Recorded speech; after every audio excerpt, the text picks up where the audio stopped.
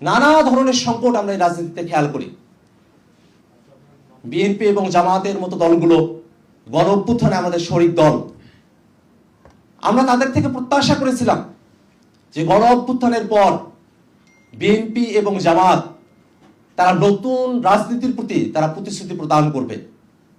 কিন্তু দুর্ভাগ্যের বিষয়, নির্বাচনের এখনো তফসিল ঘোষণা করা হয় নাই, কিন্তু বিএনপি জামাতের মতো দলেরা তারা অস্ত্রের মহড়ায় তারা কে কার থেকে এগিয়ে যাবে সেই প্রতিযোগিতায় তারা লিপ্ত হয়েছে। আমরা দেখেছি যে অস্ত্র উঁচিয়ে গুলি করার মতো ঘটনা ঘটছে। এই বাংলাদেশ তো আমরা প্রত্যাশা করি না।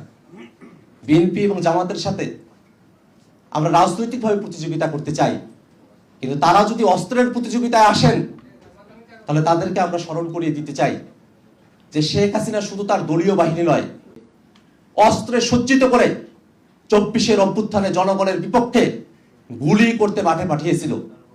সেই সব বাহিনী এবং আওয়ামী অস্ত্রধারীরা তারা তাদের অস্ত্র গুটিয়ে বাংলাদেশ থেকে তারা ভারতে পালিয়ে যেতে তারা বাধ্য হয়েছিল।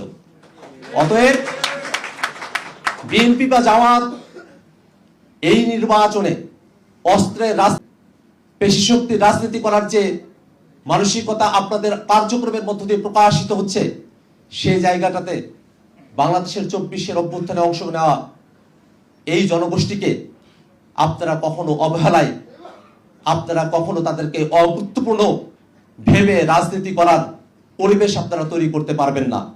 কারণ বাংলাদেশের এই 24-এর অভ্যুত্থানে যারা অংশগ্রহণ করেছিল তারা